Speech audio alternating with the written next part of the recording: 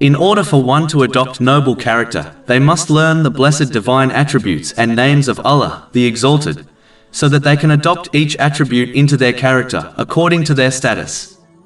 For example, Allah, the Exalted, is all-forgiving according to His infinite status, and adopting this attribute by forgiving others is something which has been encouraged in Islam.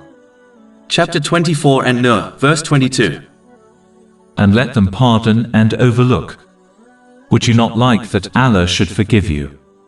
And Allah is forgiving and merciful. Therefore, this book will discuss some of these divine attributes and names in order for a Muslim to understand and adopt their meanings, until they become firmly rooted into their spiritual heart, so that they can ultimately achieve noble character. In fact, this is the meaning of the narration found in Sahih Bukhari, number 2736, which advises that Allah, the Exalted, has 99 names and whoever memorizes them will enter paradise. Over 400 free ebooks, audiobooks, infographics, podcasts and blogs available on our website, www.shaykhpod.com.